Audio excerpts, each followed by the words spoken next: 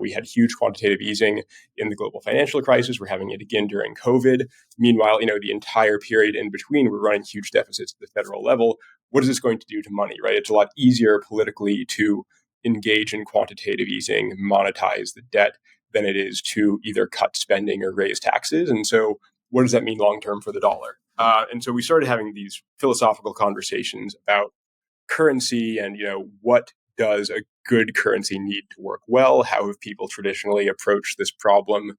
And ultimately kind of came to the conclusion that while it seems kind of old-fashioned today, currencies backed by real assets are actually a great model. Obviously, gold is kind of the classic example here, but gold runs into a lot of issues, right? It's a pretty fixed supply, which can cause deflation over time.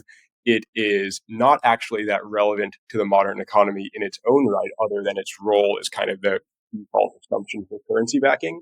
And then, you've obviously got all kinds of other cryptocurrencies out there, whether it's Bitcoin, Ether, lots of other smaller ones that don't really have a clear tether to enable people to coordinate on what their value should be, which makes them really volatile. And then obviously fiat, because of the dynamics I just mentioned, tends to depreciate, inflate over time, which is not optimal for its own reasons.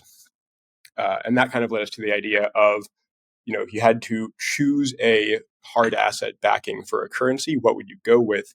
And real estate, honestly, was kind of the natural choice. It's foundational to the economy, right? There's really nothing you can do in the economy, even today, where so many things are based in the cloud, that doesn't involve real estate, right? Even if you're a purely work from home business that runs on the cloud, you need to live somewhere, right? It's your house. It's not an office, but it's still real estate. And the servers actually need somewhere as well, right? It's going to be a warehouse somewhere where land's cheaper, but there's still land involved. And so even these least land intensive types of economic activity require land, require property, which makes it really effective as a currency backing that can grow or contract with the economy automatically without the need for central coordination.